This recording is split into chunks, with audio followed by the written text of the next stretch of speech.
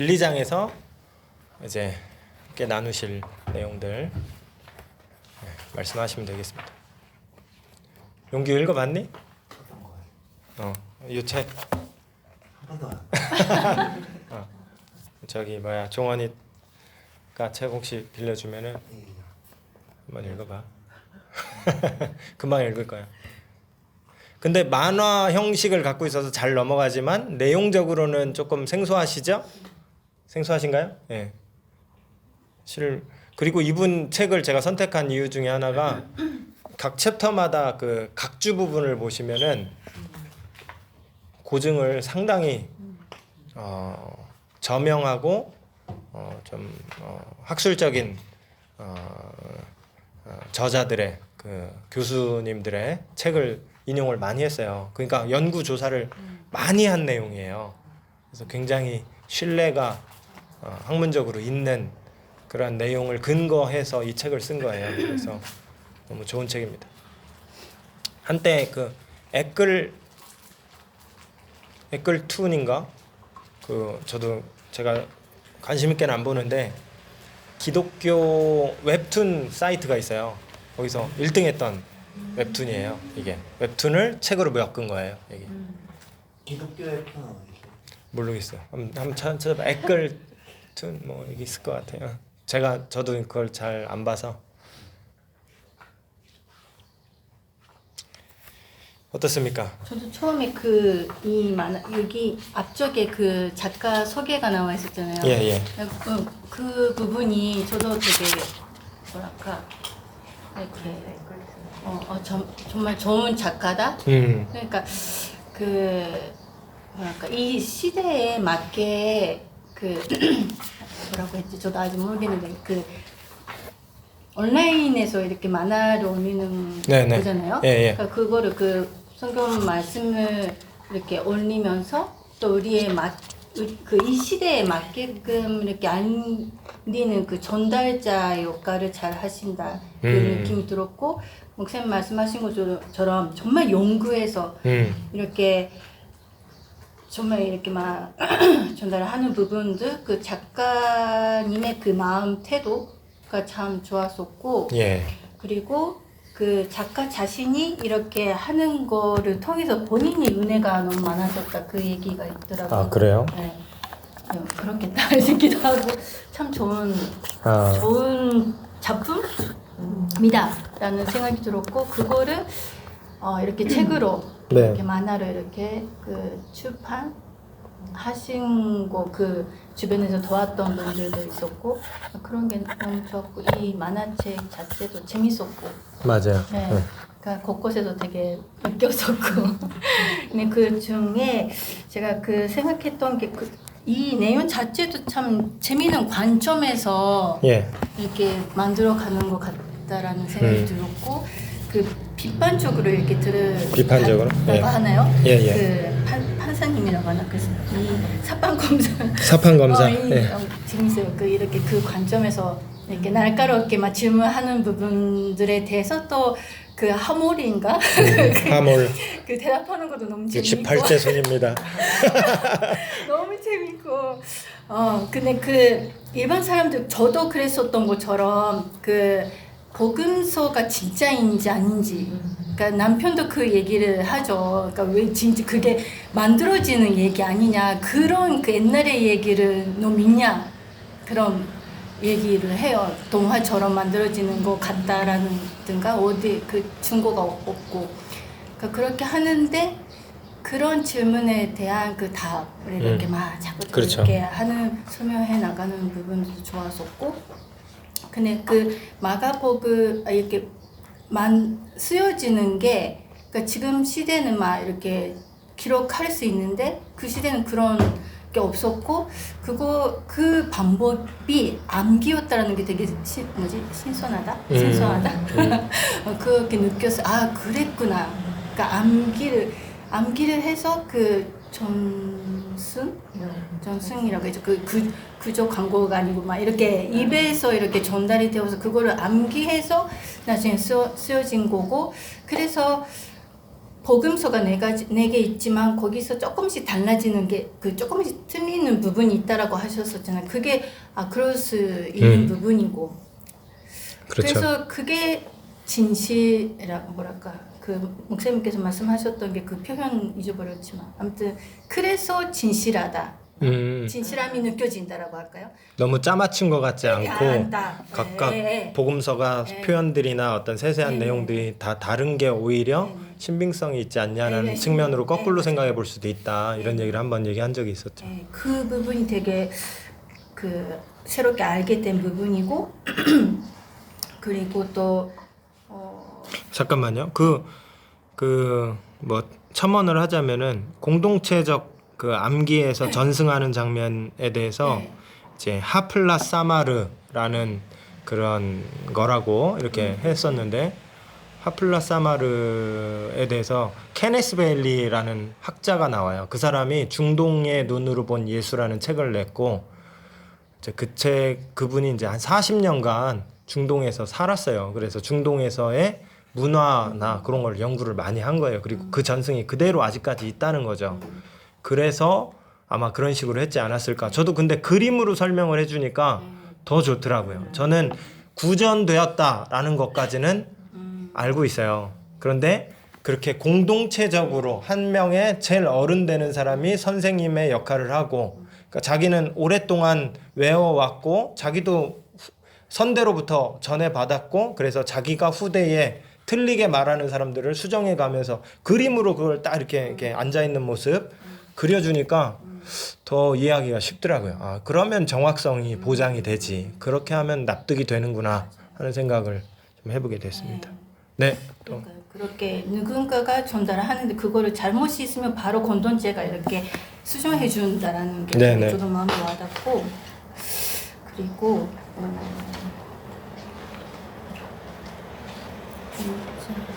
2장까지 해서 그 마가에 대한 그 성격이라고 해요. 성품이라고 할까요? 네. 그 선교 여행에서 도망갔던 네. 그런 뭐 부자 네. 그 마음대로 하는 그런 연약하고 마음대로 하는 마가였는데 어느 순간에 바뀌었던 그런 부분들이 되게 그 답이 없는 것 같은데 궁금했었어. 어떻게 바뀌었는지 어느 순간에 바울과 동역자가 되어 있고 베드로랑 협력하고 있고 그 축구의 모습이 있어서 너무 웃겼는데 그리고 마가 축구가 있었어요? 네, 축구 동역하는 부분 너무 웃겼는데 잠깐만요 뭐지?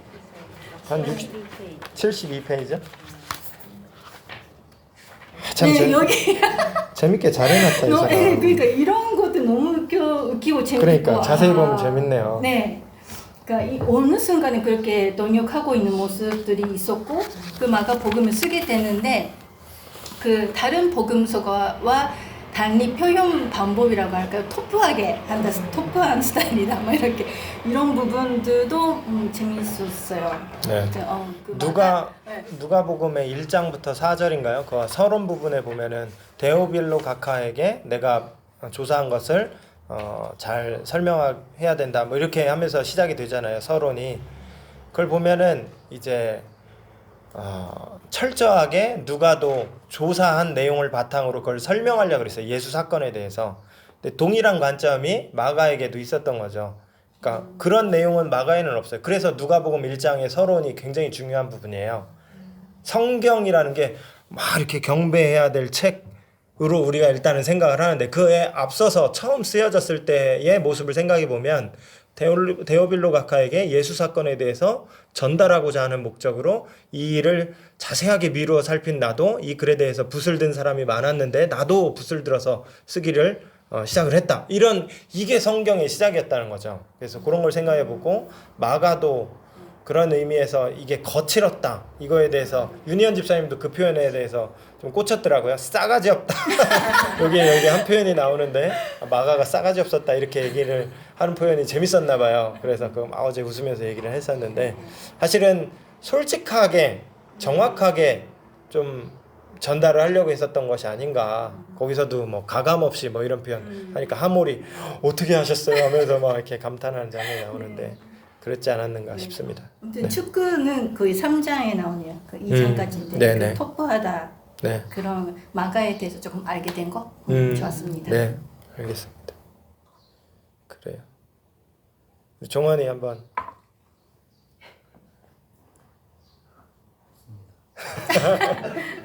좀 느낀 점 얘기해줘.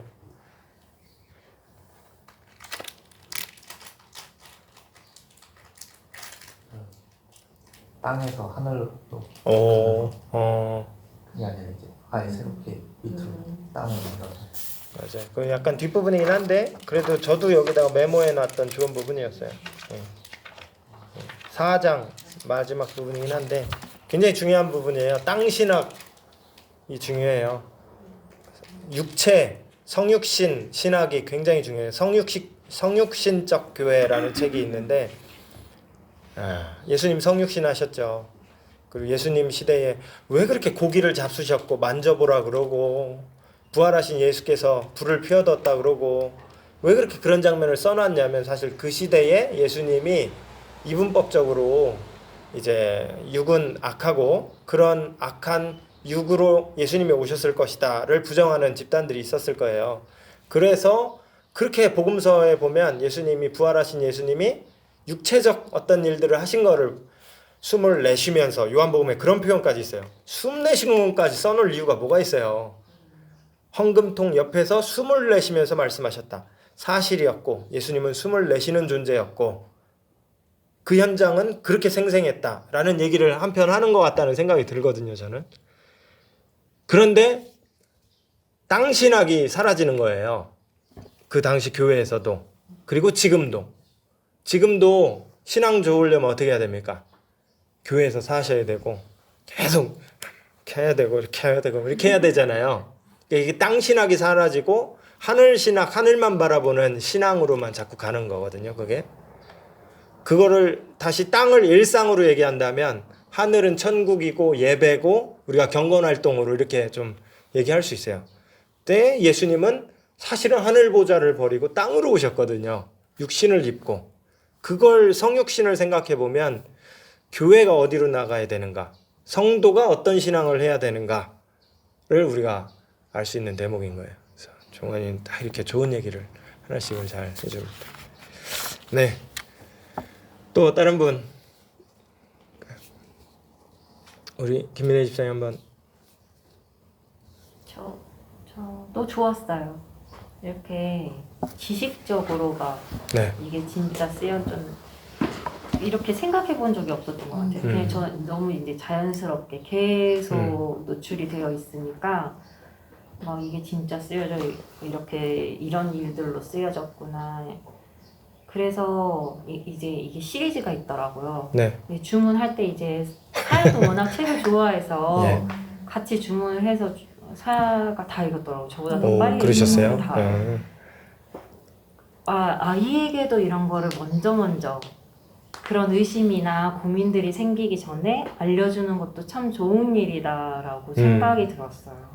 그러니까 이제 저는 이렇게 모태 신앙 속에서 크다 보니까 지식적으로 배우기보다는 감정이나 뭐 율법이나 해야 되는 일들, 이렇게 살아야 돼, 이렇게 배웠지, 성경이 이렇게 해서 진실이야, 진짜 제대로 쓰여진 거야, 이렇게는 배우지 않았거든요.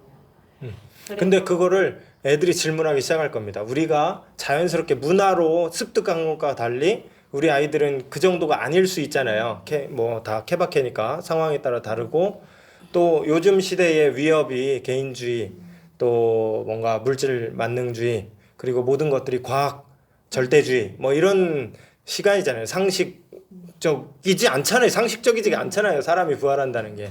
그러니까 그런 세상 속에 우리가 살기 때문에 우리 아이들이 그런 문화에 훨씬 더 많이 노출되어 있고, 자연히 그런 생각이 머릿속에 올라오는데 부모한테 말을 못하는 거예요. 그러니 커갈수록 이제 독립만 해봐라. 나는 뭐 독립만 하면 종교는 자유 아닙니까? 대한민국에서 이런 얘기를 다 하는 거예요. 예, 그런 부분인데 기독교 변증적 차원이거든요. 지금 이게 우리가 걔네가 이해할 수 있는 언어로 설명하는 게 중요해요. 제가 5학년 제가 10년 전에 초등부 5학년 재호의 질문이었어요. 학교에서 배우는 진화론과 기독교에서 말하는 창조론은 어떻게 융화가 될 수 있습니까? 초등학교 5학년이 이 얘기를 했어요. 표현은 이건 아니었어요. 예배 시간에 손 드는 애 있죠. 갑자기 걔가 그러는데 심각한 문제다라는 걸 제가 재호 그리고 또 어떤 친구는 뭐 우주가 이렇게 큰데 지구가 유일한 생명체고 예수 사건 뭐 이런 신앙적 관점에서 그렇다면 너무 우주가 낭비 아닌가? 우주의 공간이라는 측면에서 낭비 아닌가? 하나님이 그런 질문을 우리 아이들이 한다니까요. 똑똑해서가 아니라 걔네들이 뭐 똑똑한 애들이라 해서가 아니라 불쑥불쑥 걔네 머릿속에서 튀어나오는 거거든요. 그러면 우리는 자연스럽게 받아들였지만 신앙적인 것들을 걔네들이 알아들을 수 있는 언어로 설명하는 게 중요하고 이런 식으로 공부하시고 또 인터넷도 잘 찾아보시면 좋은 자료가 많아요. 나쁜 자료도 많아서 정말 가리긴 해야 되지만 인터넷에 잘 보면 기독교 변증적 그런 자료들이 많거든요. 그런 거 잘 공부하시고 내 신앙을 정리를 잘 하셔야 나중에 아이들한테 설명할 말이 있어요. 그게 중요하다고 생각합니다. 네, 제가 말 끊었습니다. 그런 의미에서 책이 되게 좋았어요. 사연한테도 그렇고 저도 그렇고 이제 저는 막 신앙생활을 해오면서 이게 그냥 습득된 거고 그냥 받아들인 거니까 뭐 감정에 휘둘리거나 사건들이 일어날 때 이거를 바로 잡기가 되게 어려웠다고 해야 되나요? 그랬는데 이제 이렇게 사실이고 진실이고 이렇게 비판적인 시각에서도 다 이렇게 방어가 가능하다면 이건 정말 받아들이는데 내가 그냥 내 부모의 것을 받아들이는 게 아니고 사실로 일어난 일들을 받아들이는 그래요. 믿을 만한 것을 받아들이는 거다. 네, 그러면서 이제 그런 삶에 휘둘릴 때에도 신앙이 바로 서기에 굉장히 좋게 만들어주는 책이다 라는 생각이 들었어요. 맞아요. 저도 새롭게 안 사실들이 많고 그런 면에서 이 책이 아이들에게 보여주고 싶다 이런 생각. 밑에 애들도 이제 제가 막 집에서 찬양을 많이 틀어놓고 막 이렇게 듣고 하니까 애들이 막 그런 이야기들을 많이 하거든요. 그러면은 제가 막 이렇게 뭐 설명해 주기가 어려운 것들도 있고 너무 기니까 그리고 아직 어리니까 이제 그런 거야 이렇게 저도 하게 되더라고요.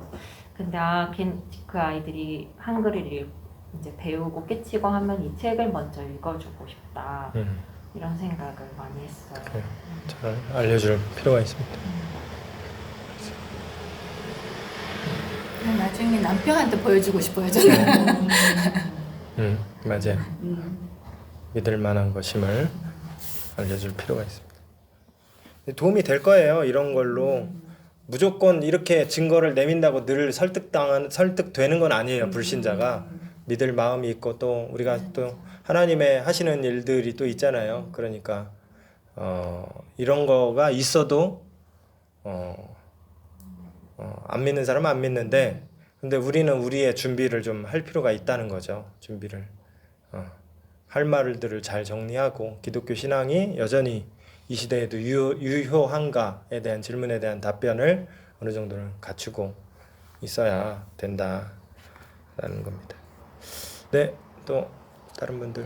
저는 이제 읽으면서 그냥 저의 중고등학생 때 신은한테 굉장히 읽어주고 싶은 생각이 들었던 게 모태신앙이어서 어쨌든 그냥 습득이 됐다고 하고 그랬는데 저는 중고등학교 때 굉장히 열심히 하더라고요. 그래서 맨날 그런 생각이 이게 진짜 저 똑같이 그 사팡 이제 검사처럼 이거는 신화 아니야? 그냥 정말 그 생각이 계속 있었어요. 근데 엄마랑 이제 아빠한테도 물어보지 못하는 게 그럼 나는 그냥 안 믿는 사람처럼 될까봐 그런 이제 분위기 때문에 뭐 교회 목사님한테도 여쭤보지 못하고 그냥 혼자 계속 그러고 그때는 이제 인터넷도 많이 발달이 안 돼 있으니까 뭘 물어볼 데가 없죠. 이제 없었었고 그냥 혼자 계속 중고등학교 내내 계속 그런 생각을 가지고 있었던 것 같아요. 그리스 로마 신화랑 그냥 같아. 같은. 그냥 그리스 로마 신화도 있고 그냥 성경도 그냥 신화야. 이런 식으로 계속 생각을 했었는데 그래서 이제 그때 요런 게 있었으면 정말 도움이 너무 많이 됐을 것 같아요. 그래서 그때 저한테 잘 읽어주신 건데 그래서 이제 보면서 이렇게 막 정말 자료들 같은 게 너무 많이 나와서 이제 되게 좋았었고 그때 이제 그렇게 저 같은 이제 그런 교회를 다니고 있는데 이런 이제 생각을 갖고 있는 이제 학생들한테 굉장히 도움이 될 것 같아요. 그래서 네. 책 찾아보면서 이제 막 그 서평 같은 것도 보면 이제 고등학생이 필독서로 지정을 해야 된다라고. 그냥 우리 교회 중고생들도 이런 질문 많을 거예요. 엄마 아빠의 강요에서 다니고. 근데 이런 책을 조금씩이라도 읽어보면 분명히 정리가 될 것 같아요. 본인들한테 신앙에 어렵지도 않고. 설명이 되잖아요. 설명 가능한 그들의 언어로 얘기해 주는 거라서. 그래서 어르신들은 별로 안 봐도 돼요. 이미 은혜로 다 모든 걸 승화하고 믿음으로 지나온 세월이 증거가 되시는 분들이라 이런 얘기를 굳이 없어도 신앙생활 잘 하실 수 있는 분들이에요. 그러니까 괜찮은데 우리의 젊은 세대는 그렇지 않다는 거죠. 필요합니다. 그래요.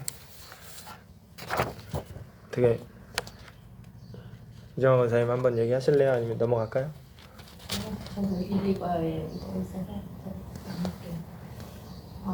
다 약간 그 신앙의 의심 뭐 이제 그런 거 얘기하시는데 저는 처음 신앙생활 시작하면서 교회 안에서 뭐 성경 공부반 제자반 다 거치고 해서 크게 의심 안 하고 그냥 받아들였던 것 같아요. 그리고 이제 이 내용도 거의 마가가 뭐 싸가지가 없었다 이런 거 빼고는 좀 거의 좀 많은 내용이었었고 제가 이렇게 와닿았던 거는 그 41페이지에 바울 서신이 복음서보다 이렇게 훨씬 먼저 쓰였다고 그거 보고 저는 숫자에 굉장히 둔감하거든요. 예.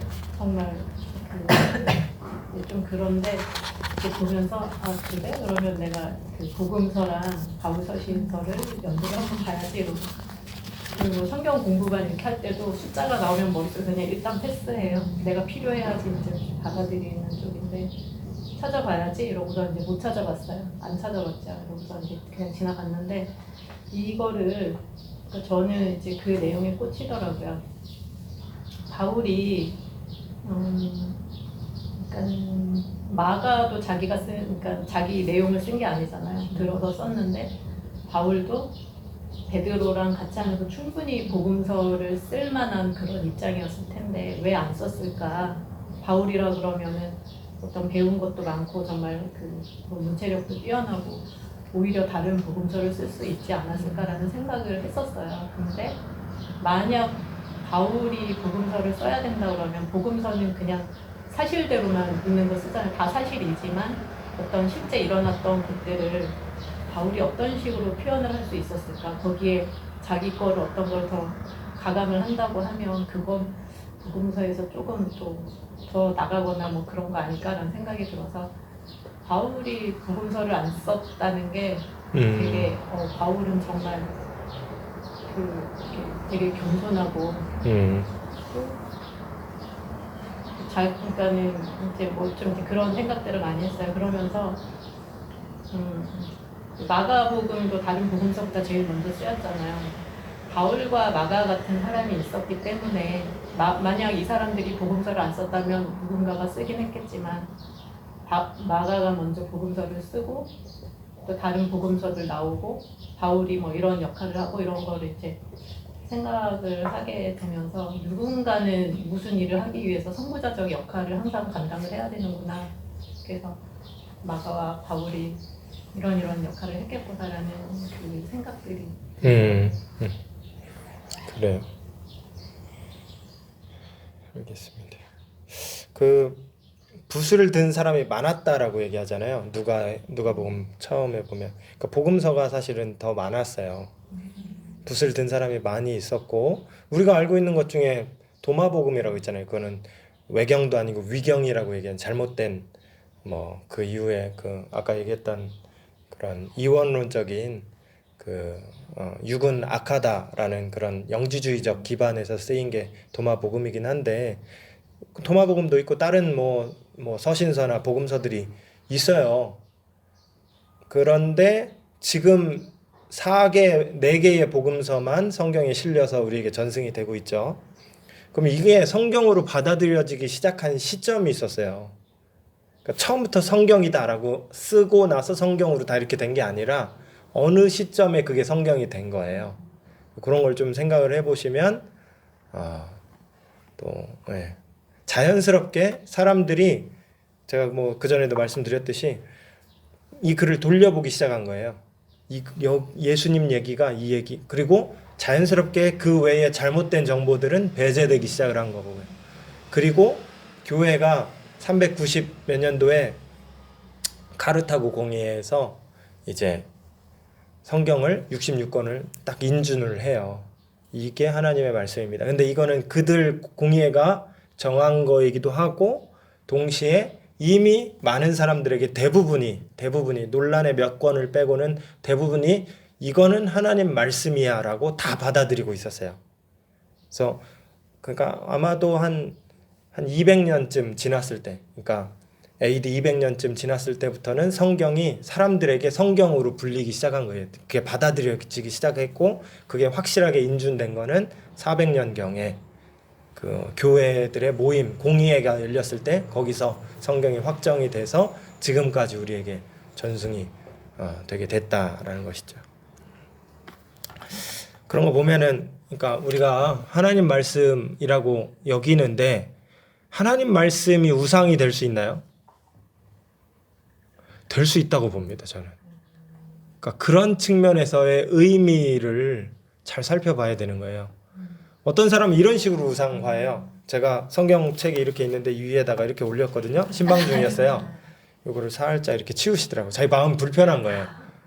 성경 베고 자면 됩니까? 안 됩니까? 그분은 그런 측면에서 이걸 경외하는 거예요.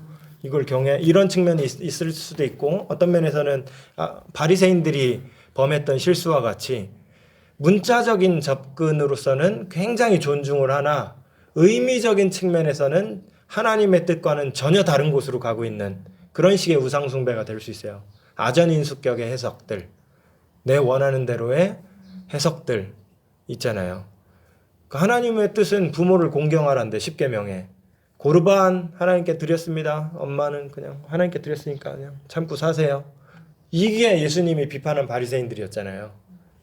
그렇게 하면 하나님의 뜻을 존중하고 있으나 존중하지 않고 있는 거잖아요. 우상숭배적으로 오용하는 그런 게 될 수 있어요. 그래서 그러니까 성경이 어떻게 쓰였고 또 그 당시 사람들은 어떻게 그것을 받아들였고, 이것을 잘 받아들이면서 오늘 우리에게 가져오는 게 사실은 더 균형 있는 신앙관을 형성하는 데 도움이 된다 이런 생각을 합니다. 예, 한번 보겠습니다. 11시 18분? 예, 시간이 좀 있네요. 자, 예, 저만 갖고 있네.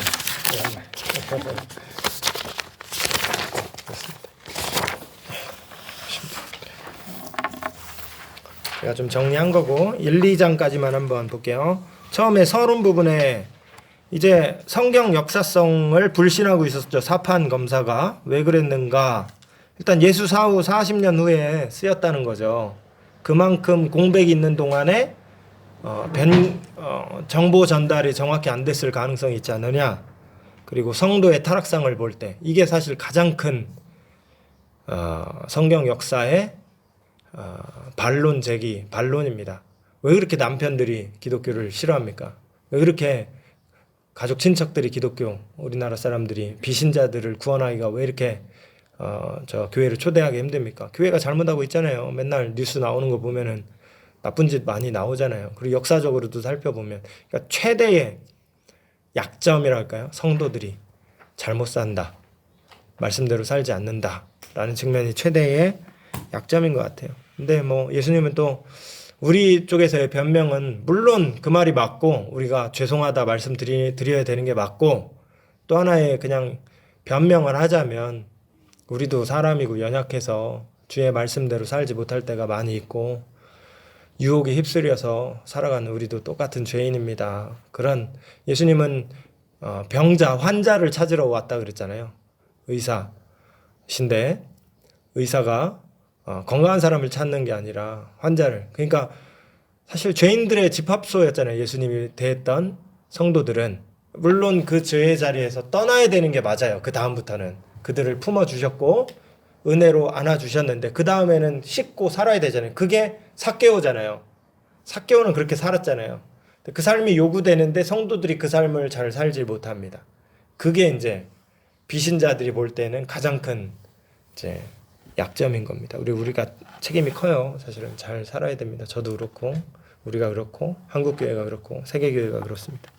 사판 검사의 고발에 대해서 스튜어트 변호사가 딱 한 컷 나왔는데 이제 그 고릴라 같이 생긴 변호사가 뭐라 그러냐면 아마 몰라서 그럴 거다. 사판 검사가 성령이 기억나게 해주신다. 이게 사실은 기존의 성도들과 교회들의 목소리를 대변하는 장면이었다고 봐야잖아요. 그러니까 그거에 대한 바른 반응은 우리 자녀들에게 아까 했던 그 부분이에요.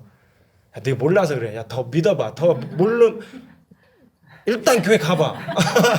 예배를 더 드려보란 말이야. 기도를 하라고. 성경을 읽어보라고. 이렇게밖에 설명을 못하는 것은 사실 이 스튜어트 변호사의 대응과 같은 거죠. 성령이 기억나게 해주신다. 그들이 알아들을 수 있게 일단 설명을 해주고 좀 해야 되는데 그거를 이제 하몰이 이제부터는 해나가기 시작을 하는 거예요. 하몰이 1장 복음서가 쓰기까지 40년간 공백에도 예수의 가르침은 어떻게 보존되었는가 33페이지에 나오는데 암기의 방법을 잘 활용을 했을 것이다. 우리 부모님 세대들도 전화번호 다 외웠잖아요. 지금 우리는 저희 딸 전화번호 제가 모릅니다. 뒷자리 4자리 나오는데 가운데 자리를 잘 몰라요. 그런데 옛날에는 어르신들 다 외웠잖아요. 암기가 일상화였어요. 메모지도 없고 펜도 없었을 때는 암기가 더욱더 정보의 양이 그렇게 많지도 않았고 우리는 정보가 너무 많잖아요. 만약에 펜이 없다면 외울 게 너무 많아질 거예요. 정보가 홍수의 시대라서. 근데 우리는 또 다른 뭐 디바이스나 뭐 매체가 많이 있으니까 그걸 또 적극 활용하고 암기하지 않는데 옛날에는 암기를 많이 했을 것이다. 과장, 와전의 위협은 공동체 전승을 통해서 극복됐다. 케네스 베일리 아까 얘기 말씀드렸습니다. 너무 생생하게 저한테는 그 그림이 이렇게 하면 진짜로 누수가 없겠구나 하는 생각이 들었습니다. 공동체마다의 전승이 다를 수도 있겠구나. 마가가 썼지만 마태 공동체가 있었다고 학자들은 봐요. 마태 공동체가 있었고 뭐 요한의 공동체가 있었고 그 안에서 전승돼 왔던 내용들을 마태 공동체가 정리해서 기록한 거예요. 마태 개인이 썼다라기보다 마태 공동체가 정리했다. 마태 선생님한테 배운 것을 이렇게 학자들이 얘기합니다. 그렇게 얘기하면은 그거는 마태가 쓴 거이기도 하죠. 그 시대의 문화 우리가 몰라요. 지금은 뭐 박완서 씨가 써야만 박완서 글이지만은 그 당시에는 뭐 마태 선생님한테 배운 공동체의 전승이면 마태가 쓴 거라고 이렇게 보는 거예요. 그런 느낌인데 이제 이 전승이 다를 수 있는 가능성은 직계 제자들의 증언으로 극복이 된다. 공동체 A 공동체, 마태 공동체, 뭐 어느 공동체 이런 증언들이 다를 때 직계 제자가 생존해 있었다는 거죠. 당시에 그 직계 제자한테 들었던 두 번째 제자의 제자들 그래도 신뢰성이 상당히 있잖아요. 1차 제자, 2차 제자쯤 되니까 이런 직계 제자들이 아직까지 있었을 시대에 복음서가 기록이 되었다면 이게 신뢰성이 좀 있지 않느냐 이렇게 극복이 될 수 있고 또 화살표 부분은 이제 제가 아는 정보를 써놨는데 바울이요 사역을 시작하기까지 10년의 공백이 있었어요. 잘 살펴보시면 10년간 어딜 갔다 왔습니다. 아라비아에서 3년, 예루살렘에 다시 복귀할 때까지가 10년의 공백이 있었는데 이때 바울이 뭐 했을까요? 뭐 전도하고 뭐 했겠죠. 그런데 뭐 우리 책에서는 15일간 베드로를 만나서 배웠다 이런 얘기가 나왔었지만 아마 바울이 예수 사건에 대해서 많은 공부를 직계 제자들한테 어떤 방식으로든 했지 않았을까. 그리고 자기가 알고 있었던 가말리아 문화에 자기도 소생이었잖아요. 자기가 알고 있었던 율법과 예수 사건이 어떻게 연결될 수 있는가를 나름대로 정리하는 시간을 충분하게 갖지 않았을까 하는 생각을 하는 거죠. 사역을 곧바로 시작한 게 아닙니다. 다메섹 도상에서 그가 예수님을 만났어요. 그 사건은 정확했습니다. 분명했습니다. 3일간 눈멀어 있었고 음성을 들었어요. 제가 생각할 때 3일이라는 숫자는 하나님이 확실한 경험을 주셨던 것 같아요. 3일이면 너무 답답하잖아요. 1시간이면 한 10년쯤 지나면 그때 내가 꿈 꿨나? 기억은 왜곡되잖아요. 3일이면은 너무 생생하고 너무 답답하고 너무 힘들잖아요. 그리고 아나니아라는 선지자, 예수 믿는 선지자를 통해서 눈을 떴고, 그러니까 그런 사건을 통해 예수 사건을 확실하게 경험을 했고, 네가 핍박하는 박해하는 예수다. 예수님 말씀을 들려주셨지만 예수님이 어떤 삶을 살았는지에 대해서 들은 게 없습니다. 아는 게 없습니다. 이단이라고만 생각해 왔어요. 그러한 바울이 예수님의 말과 행적, 죽음, 부활에 대한 신학적인 것들을 정리할 시간들이 필요했을 거고 그 10년이 아마 그렇게 쓰이지 않았을까 하는 생각이 드는 거죠. 그러면 그 10년에 그 아라비아 3년도 포함되는 그게 두 가지론이 있어요. 포함된다고 보는 사람들도 있고 포함이 안 된다고 보는. 그러니까 이게 한글 그 글자 그 원어의 문자를 보면 이게 그게 3년 후에 10년인지 3년을 포함하는 10년인지가 분명하지가 않아요. 그러니까 대략 10년쯤으로 이렇게 보시면은 랍비 예수님을 랍비로서 그 당시의 포지션으로 보면 랍비로서 선생님이잖아요. 그렇다면 제자들이 따랐고 제자들이 예수님의 말을 마음에 두고 또 아까 말했던 뭡니까 하플라 사마르처럼 예수님의 말을 계속 기억하려고 하는 제자들의 움직임들이 있었겠죠. 있었을 것이라고 보는 겁니다. 암송했을 것이다. 그리고 전도대가 파송되잖아요. 둘씩 12명을 파송한 적도 있으시고 70명을 파송한 적도 있으십니다. 그럴 때 그들이 병도 고쳤지만 뭘 전했냐면 복음의 내용을 전했겠죠. 그러면 이들이 예수께서 전하신 복음의 내용을 암기하고 있었다라는 방증이 되는 거예요. 바울은 자신이 받은 것, 내가 받은 것을 너에게 전한다라고 고린도 교회에게 말합니다. 그러니까 받았다라는 거죠. 바울도 여기에 또 나오는 것이고, 뭐 베드로에게 받았을 것이다. 이 김민석 작가님은 그렇게 또 이제 어떤 고증들을 통해서 그렇게 얘기를 하는 것이고, 예수를 목격한 제자들의 증언이 있었다. 그래서 바울이 먼저 썼는데 바울이 써놓은 글과 복음서의 글이 거의 유사하다는 거예요. 거의 정확하다고 얘기할 정도로 그 표현까지도 유사한 것을 보면 지금 얘기하고 있는 하플라 사마르라는 논리 하에서 이게 다 잘 이루어지고 있었던 것이 아닌가 하는 증명들이 된다는 거죠. 2장 마가 요한은 어떻게 복음서를 쓰게 됐을까? 다락방이 있었던 가정은 큰 가정입니다. 마가의 다락방이 그 마강인 거죠. 마가의 다락방. 부호의 아들. 거기에서 한 120명 있었잖아요. 몇 명? 120명 맞습니까? 70명인가요? 120명이었던 것 같은데 120명이 들어갈 마가의 다락방이면 큰 집이에요. 큰 집입니다. 그러니까 아마 부호의 아들이었을 것이고 또 바나바와 사촌지간 생질 뭐 이렇게 나오는데 그러나 뭐 버가에서 전도 여행에서 이제 버가 지역으로 갔을 때 이탈을 해갖고 이제 예루살렘으로 회유하는 거죠. 이런 측면에서 이제 뭐 의지력이 좀 약하거나 그랬지 않았을까 하는 측면이 있는데 그런 마가가 나중에는 또 대단한 사람이 되고 표현이 거칠다, 찢어지는 하늘이 찢어졌다라는 표현들도 여기 나왔던 것 같고 가감 없이 예수 사건을 그대로 전달하려고 했었던 것이 아닌가 하는 추측을 하게 된다는 거죠.